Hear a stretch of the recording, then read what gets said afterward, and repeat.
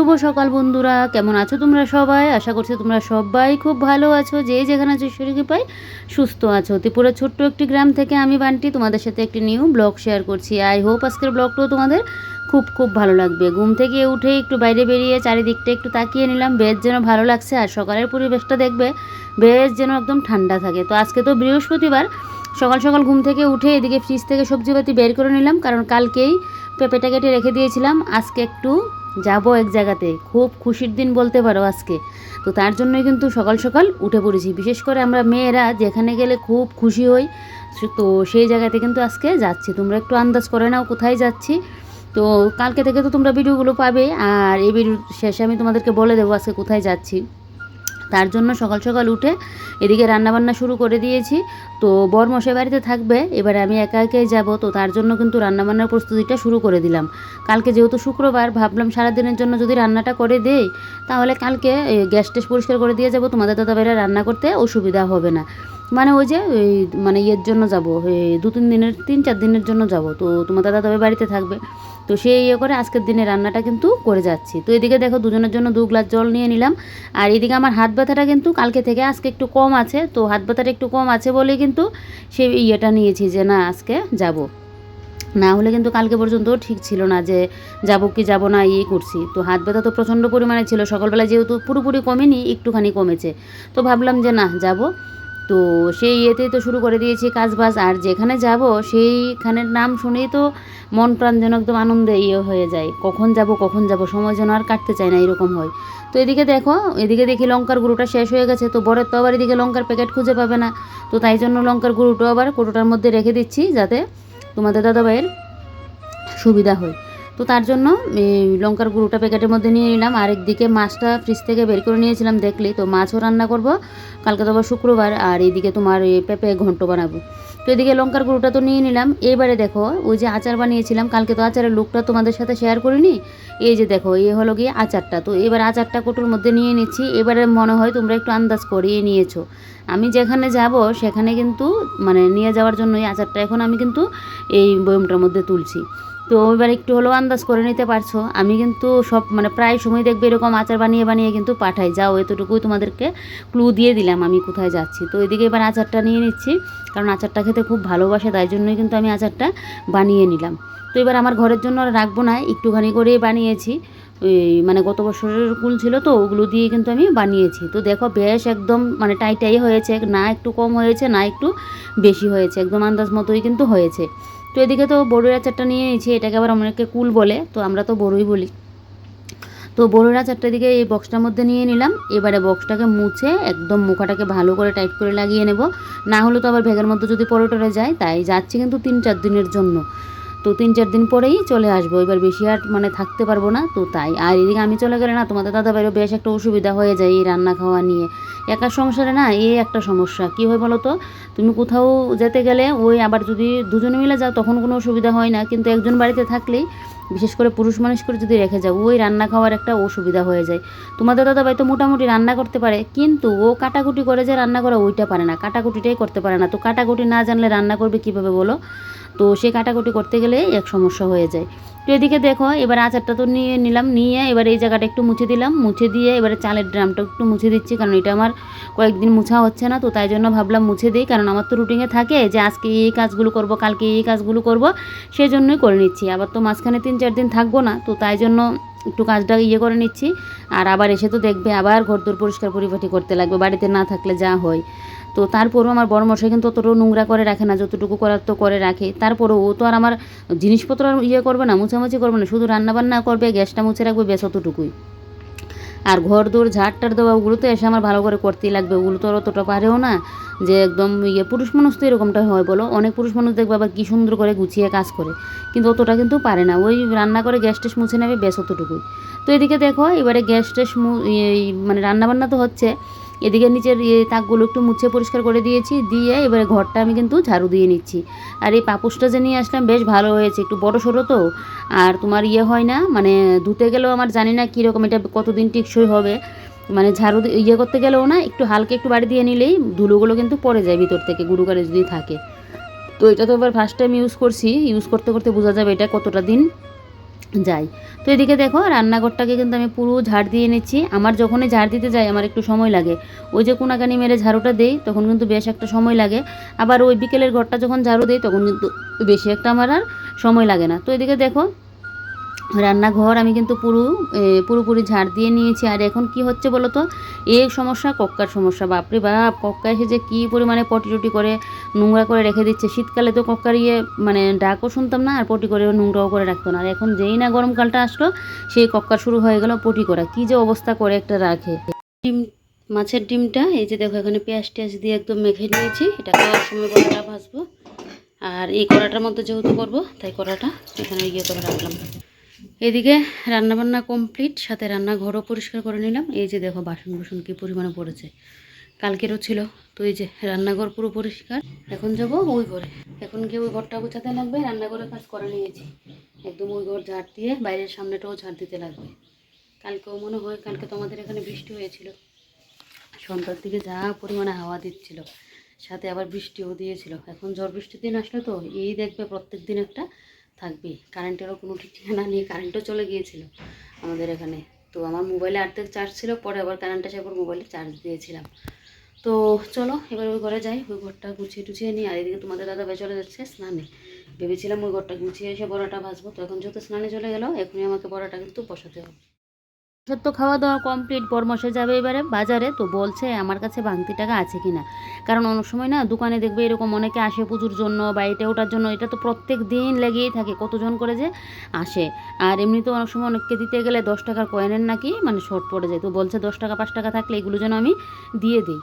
তো সেটা বলাতে তো আমি এখন এটা বের করলাম। এগুলো কিন্তু আমার বরেরই, কারণ বর ওই কয়েনগুলো এনে এনে না এমনিতে রাখে, আর আমি এগুলোকে নিয়ে নিয়ে আবার আমার কাছে একটা কুমড়োর মতো আছে, না কুমড়ো না কাঁঠাল যেন একটা আছে, ওইটার মধ্যেও রাখি। আবার কিছুটা এই বক্সটার মধ্যে কিন্তু জমিয়ে রেখেছি, সবগুলো কিন্তু বরে এনে এনে দিই। কিন্তু বরের থেকে যখন আমি নিয়ে নিয়ে এগুলো রাখলাম তখন কোনো হিসাব নিকাশ হয়নি। কিন্তু এবার আমার থেকে যখন বর নিচ্ছে, এবার আমি কিন্তু গুনে গুনে দিচ্ছি যে কত টাকা আমি দিচ্ছি। তো সবগুলোই আমার বরকে দিয়ে দেবো। আমি বলছি 1 টাকা 2 টাকার কয়েনগুলো যেন নিয়ে যায়, আমি কিছুটা রেখে দেবো। অনেক সময় তো ওই পুজোতে দিতে বসলে টসলে মানে আমরা যে পাঁচালির মধ্যে একটা মানে দক্ষিণার দিই ঠাকুরের ইয়েতে, তখন 1 টাকার কয়েনও কিন্তু সাথে দিতে লাগে। এবার তুমি 500 দাও, 100 দাও, 50 দাও, এই 200 দাও, এবার 1 টাকার একটা কয়েন কিন্তু দিতে লাগে। তার উপর আবার যখন আমরা ইয়েতে যাই, কোনো আশ্রমে যাই, তখনও কিন্তু সাথে আমরা যতই টাকা দিই তার সাথে কিন্তু একটা 1 টাকার কয়েন যোগ করি। তো তার জন্য টাকা মানে কয়েন আমি একটা রেখে তারপর কিন্তু আমার বড় মশাইকে এগুলো দিয়ে দেবো। তো এখানে গুনে নিয়েছিলাম 138 টাকার মতো হয়েছে। তো বড় মশাই তো মানে চলে গেল, আমার গুণা শেষ হয়নি। তো আমি এগুলো আবার দুপুরবেলায় আসলে দিয়ে দেবো, তারপর আমি কিন্তু টাকাটা নিয়ে নেব। বড় আমার থেকে নিতে গেলে আবার হিসাবে পাক্কা, মানে কত টাকা দিয়েছি সেই হিসাব করে কিন্তু ইয়েটা করব। এদিকে দেখো আমার ঘর দোর গোছানো কমপ্লিট, ঘড়িতে বাজে 12টা বাজতে 10 মিনিট বাকি। এবারে চলে যাব কিন্তু আমি স্নানে, কারণ ঘর দোর তো গুছিয়ে গাছিয়ে নিয়েছি, এবারে স্নানে চলে যাব। আজকে আর এই ঘর দোর গোছানো তোমাদের সাথে শেয়ার করলাম না, কারণ তেমন কোনো কাজ ছিল না তাই। আর এদিকে মেশিনটাকে ঢাকা দিয়ে রাখলাম, ওই যে জানলাটা খোলা থাকে, এত পরিমাণে গরু গাড়ি এসে পড়ে, তাই জন্য এইভাবে ঢাকাটা দিয়ে রাখলাম।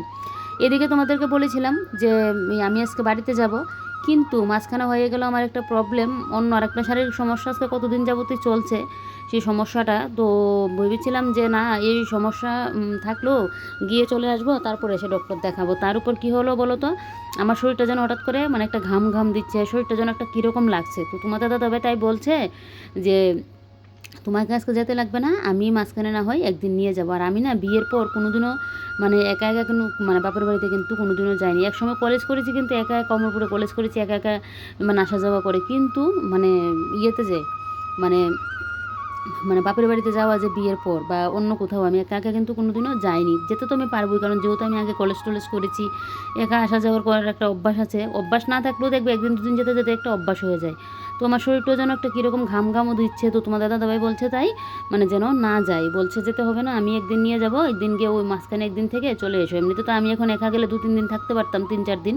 তোমাদের দাদাভাই সমাজ গেলে ওই মাঝখানে যদি একদিন থেকে তারপর দিন আবার চলে আসতে লাগবে। তো এদিকে এখন চলে যাবো আমি স্নানে। এদিকে আবার আমার মামাতো বোনের মেয়ে মানে আমার বোনজি মানে ফোন করেছে, ও নাকি আমাদের বাড়িতে আসছে। তো ও আসছে বলে আমি বলছি চলে আসার জন্য। তো ওইদিকে কিন্তু আসলো, ওই যে দেখো ওইদিকে এখন মোবাইল দেখছে, আর আমি এদিকে ওই গাছটা কালকে হাওয়াতে পড়ে গিয়েছিল একটা খুঁটি দিয়ে, তারপর আমি ওইদিকে স্নান করে চলে আসলাম। এখন আমিও বসে আছি। তো স্নান করার আগেও কিন্তু আমার শরীরটা বললাম না একটা ঘাম ঘাম দিচ্ছে, শরীরটা মোটামুটি একটুখানি ঠিক ছিল, কিন্তু স্নান করে আসার পর থেকে আমার শরীরটা যেন খারাপ লাগছে। ওর সাথে এটাই বলছিলাম, তো ও আবার বলছে আমার চোখ মুখও জানি কীরকম হয়ে আছে, বলছে কীরকম যেন একটা লাগছে তোমাকে দেখতে, এরকম বলছে। তো আমার শরীরটা ঠিকই মানে খারাপ লাগছে, এক তো একটা শারীরিক প্রবলেম চলছে কতদিন যাবত, যার জন্য এটা মানে ডক্টরও দেখাতে লাগবে, দেখি আজকে কালকের মধ্যেই যাব। তো জানি না এখনও কবে যাই, মানে আজকে কালকের মধ্যে যাব। এদিকে হাত ব্যথার এটা যদিও এখন নেই, মানে হালকা হালকা, এটা নেই বললেই চলে। আর এদিকে তো মানে ওই বললাম শরীরটা একটা ঘাম ঘাম দিচ্ছে, মানে কিছু একটা অসুবিধা আমার হচ্ছে। যাক, তাই জন্য তো আর বাপের বাড়িতে যাওয়া হলো না, তাই জন্য মনটাও একটু খারাপ হয়ে আছে। দেখবে বাপের বাড়িতে যেতে গেলে কিন্তু আমরা সবারই যেন আলাদা একটা খুশি মানে মনের মধ্যে কাজ করে, কখন যাব কখন যাব, মা বাবার সাথে দেখা হবে। আরও বিশেষ করে আমার বোনও এসেছে, তো সে তো আর যাওয়া হলো না। কিন্তু শেষে কী হয়ে বলো তো, তোমরা ভিডিওতে পুরো মানে দেখলে বুঝবে। একদিকে না যাওয়াতে ভালোই হয়েছে, মানে তোমাদের দাদাভাই না করাতে কিন্তু আমি যাইনি, না হলে কিন্তু পুরো প্রস্তুতি দেখলে আমি সকাল থেকে রান্নাবান্নাও শুরু করে দিয়েছিলাম। তারপর এদিকে আচারও একদম ইয়ের মধ্যে কটুর মধ্যে নিয়ে নিয়েছিলাম বাড়িতে যেহেতু যাব। তো শেষে তোমাদের দাদাভাই না বলাতে কিন্তু আমি না যাওয়াতে ভালোই হয়েছে, কারণ একা একা গেলে আমার আবার গাড়ির মধ্যে বমির সমস্যা হয়। তো এক তো আমি বমি করতাম, তার উপর গিয়ে শরীর আমার পরে কিন্তু বেশি খারাপ করে নিয়েছে সন্ধ্যার পর থেকে। তো এদিকে দেখো, এই যে এখন আমি ক্যাপসিকামের বড়া করে নিচ্ছি, আর এই জায়গাটার মধ্যে এত পরিমাণে রোদ আসে কি আর বলবো। দুপুরে রান্নাবান্না তো আছেই, তো ও আমি খাওয়া দাওয়া করলাম, খাওয়া দাওয়া কমপ্লিট করে তোমাদের দাদাভাই তো দোকানে চলে গেল, আমি ওইদিকে ওই ঘরে গেলাম। ও তখন কিন্তু ফোন করলো আমাদের বাড়িতে আসছে। তো এদিকে দুপুরে রান্নাবান্না তো আছেই দেখলেই, আর এদিকে এখন আমি করব কিন্তু কী যেন বলে ইয়ে করব, দেখো ভুলে গেছি আবার, করছি এই ক্যাপসিকামের বড়াগুলো কিন্তু বাচ্ছি। আর মাছগুলো দেখেছিলে সকালবেলা বের করলাম, তো মাছ আর রান্না করতে পারিনি, ওই ডিম রান্না করে নিয়েছিলাম। মাছ যে সকালবেলা বের করেছিলাম, তোমাদের দাদাভাই বলছে মাছ খাবে না, তো আমি বলেছি আমি যেহেতু চলে যাব, তাহলে তুমি শনিবার দিন মাছটা রান্না করে নিও, তাহলে তো আর সবজি টবজি কাটতে লাগবে না, ওর কোনো ঝামেলা থাকবে না, মাছটা শনিবার দিন রান্না করে নিও। আর কালকে ঘরে ব্রকলি ছিল, বলেছিলাম ব্রকলি দিয়ে কালকে পনির দিয়ে রান্না করে নিও, আমি ব্রকলিটা কেটে দিয়ে যেতাম, তো তাও কোনো অসুবিধা হবে না। আর আজকে তাহলে ওই ডিমটা রান্না করে দিই, তো ডিম রান্না করেছিলাম, কারণ শরীরটা ভালো না করতেছে, একটা হাত ব্যথা একটা কালকা দেখছিলাম ব্লগের মধ্যে, তার উপরে আবার আরেকটাও সমস্যা হইতেছে। তো লেগে এখন আর বাড়িতে গেছি না আজকে, নাইলে কিন্তু আমার আজকে কালকের মধ্যে বাড়ির যাওয়ানোর কথা ছিল। সকাল থেকে তো পুরো সেই প্রিপারেশনে চলতেছিলাম বাড়ির যাবো করে, কিন্তু হয়েছে না, হয়েছে কপালে না থাকলে ঘি ঠকটা গলে হবে, কি একটা কথা আছে তো ওইটাই। তো তোমাদের দাদাভাই মানে কইতেছে সবসময় তো আমি তোমরা লগে একভাবে কথা কই, আর আজকে আবার একটু অন্যভাবে কথা কইতেছি, তাই লাগে যেমন কথাটা একটু উলট পালট হইতেছে, কেমন জেনে যেতেছে। তো মানে তোমরা দাদাভাই কইছে যে পরে লইয়া যাবো 2 দিনের লাগে, এবার তো গিয়ে থাকতাম না, ওখানে যদি যাইতাম 2-3 দিনে কিন্তু আবার আয়া করতাম, কারণ যেহেতু সেলাই কাজে মানে হয়েছি তার লাগিয়া। তো আজকে তো জামু কইছি, তো শারীরিক সমস্যার লেগে যেতে পারতেছে না, এক হাত ব্যথার এটা কম আছে, কিন্তু আর একটা প্রবলেম হইতেছে, তো ওইটার লেগে আর এখন আমি কিন্তু যাইতে পারতেছি না, লেগে যাইতাম না। তো বাড়ির যেমন ওটা চেঞ্জ হয়ে গেছে, গানের যতক্ষণ আমি বাড়িতে থাকতাম সবাই মিলে এক লোক আনন্দ ফুর্তি করতাম। তো কিতা আর করুন যাবো কো, এদিকে বোনও ফোন করছিল, কইতাছি না আইতাম না, তাই ফোনটা খারাপ হয়েছে, তাড়াতাড়ি ফোনটারে কাটটা রেখা দিচ্ছি, আমি যখন কিছু যাইতাম না, তাই করতাম কো, এমন একটা প্রবলেম চলতেছে। তো যাক চলো, এদিকে ইয়েটিতে বয়াই দিছি, কারণ তোমরা দাদা ভাইরা আমার সময় হয়ে গেছে গা, তো ভাবলাম যে না বয়াই দিই, আর খাওয়ানোরও তো টাইম হয়ে গেছে গা, এটার লেগে। তো চলো বড়াটি আগে বাচ্চালে, আজকে প্রচণ্ড পরিমাণে গরম দিছে, আর শরীরটাও না ভালো লাগতেছে না, যেমন শরীরের মধ্যে কোনো তালই পেতেছি না, এনার্জি যেমন নাই শরীরে। আর এদিকে দেখো বরমশাই নিয়ে আসলো দই, তো এই যে দেখো এবার আজকে দইগুলো মনে হচ্ছে বেশ ভালোই হবে। তো আমি আমার জন্য না করে দিয়েছি আনার জন্য, কারণ আমি এখন দইটা খাবো না, ওই যে বলছি একটা সমস্যা চলছে, তো তাই জন্য কিন্তু আমি দইটা খাচ্ছি না, শেষে আরও আমার বেশি যেন অসুবিধা হচ্ছে তাই। তো এদিকে দেখো আমরা তো খাওয়া দাওয়া কমপ্লিট করে নিয়েছি, তোমাদের দাদাভাই উপরে বসলো, ওকেও বলেছি উপরে বসতে, না ও উপরে বসবে না, আমার সাথে বসবে। তো ওইদিকে নিচে বসে বসে মানে খেলাম। এদিকে ভাবছি এখন থালা বাসনটা একবারে ধুয়েই নেব, আর এখন তো গরমকাল আসছে, এখন দেখবে প্রায়ই আমরা নিচেই কিন্তু খাবো, যখন অতিরিক্ত গরম পড়ে না তখন কিন্তু আর উপরে বসে খাই না, ওই নিচে বসেই খাই। কোনো কথাই আছে মাটিই ঘাটি, মাটিতেই দেখবে সব কিছু যেন লাগে, তো মাটিতে বসে কিন্তু তখন খাই। আর দুপুরের দিকে এই সাইডটা দিয়ে এত পরিমাণে রোদ লাগে, জানলা না লাগে কোনো কাজ করাই যায় না। তো এদিকে আমি বাসনটাও ধুয়ে নেব, আর ওকে বললাম একটুখানি আমাকে ভিডিও করে দেওয়ার জন্য, আমি স্ট্যান্ডে লাগিয়ে করতাম, তো ও আছে বলে ওকে বললাম করে দেওয়ার জন্য, তো ওইদিকে ভিডিও করে দিচ্ছে, আর আমি এই জায়গাটাকে কিন্তু আবার মুছে নিচ্ছি। তখন থেকে কিন্তু আমার শরীরটা হালকা হালকা, কিন্তু ওই যে বললাম স্নানে যাওয়ার মানে আগে থেকে একটা শরীরটা কীরকম লাগছে, স্নান করে আসার পর থেকে শরীরটা ভালো লাগছে না। খাওয়া দাওয়ার পর যেই না আমি ওই ঘরে গিয়ে সবাই মিলে গল্প করছিলাম, তোমাদের দাদাভাই তো একটুখানি গল্প করে চলে গেল, ও আর আমিও কথা বলছিলাম, আমি সাথে সাথে নিচে মানে ফ্লোরের মধ্যে নিচে শুয়ে রয়েছি, মানে এতটা পরিমাণ আমার শরীর খারাপ লাগছিলো, মানে আমার প্রেশার এতটাই কমে গেছে কি আর বলবো তোমাদেরকে, এত পরিমাণ আমার আজকে প্রেশার লো হয়ে গিয়েছে। তোমাদের দাদাভাই তারপর চেক করে দেখলো যে প্রেশারটা ঠিক আছে কিনা, দেখে প্রেশার একদম লো। তারপর আমার মামাতো বোনের মেয়েও তো বিকেলবেলায় চলে গেল, আর আমি এদিকে ভেবেছিলাম সেলাইয়ের ক্লাসে যাব আজকে, আর ক্লাসে আমি যাইনি। এদিকে আমার শাশুড়ি মা গিয়েছিল আশ্রমে, তো আশ্রম থেকে আবার প্রসাদ নিয়ে আসলো, প্রসাদ খেলাম। আর এদিকে দেখো এবার আমি মাথায় দিয়ে দিচ্ছি তেল, শরীরের মধ্যে তো কোনো তালই পাচ্ছি না, এই প্রেশার যে আমার কীভাবে ঠিক হবে। সবসময় আমার প্রেশার লো থাকে, কিন্তু কোনো কোনো সময় একদমই বেশি কমে যায়, তখনই আমার শরীর কিন্তু খারাপ হয়ে যায়। দেখো আজকে যদি আমি যেতাম, গাড়ির মধ্যে আমার বমির সমস্যা হয়, আর এদিকে আমার প্রেশারও কমে গেছে, তখন আমার কী অসুবিধা হতো। যখন বেশি শরীর খারাপ করে না, তখন আমি যেন আমার মধ্যে আর থাকি না, এইরকম অবস্থা হয়। প্রেশারটা হঠাৎ হঠাৎ না একদমই কমে যায়, তারপর আবার কিছুদিন পর খাওয়া দাওয়া করার পর আবার যেন আস্তে ধীরে মানে ঠিক হয়। তো এখন মাথায় তেল দিয়ে নিচ্ছি, এবারে যাব রান্নাঘরে। রান্নাবান্না তো করতে লাগবে, বলো, না হলে খাবোটা কি। তোমার দাদা বলছিল ও এসে ও একটা কিছু করে নেবে, ওই মাছগুলো রান্না করে নেবো। আমি তো ভেবেছিলাম তোমার দাদাকে বলেছিলাম শনিবারে করার জন্য, আমি যদি আজকে চলে যেতাম। তো বলছি তাই মানে আজকেই করে নেবো মাছগুলো, কালকে যেহেতু আবার শুক্রবার।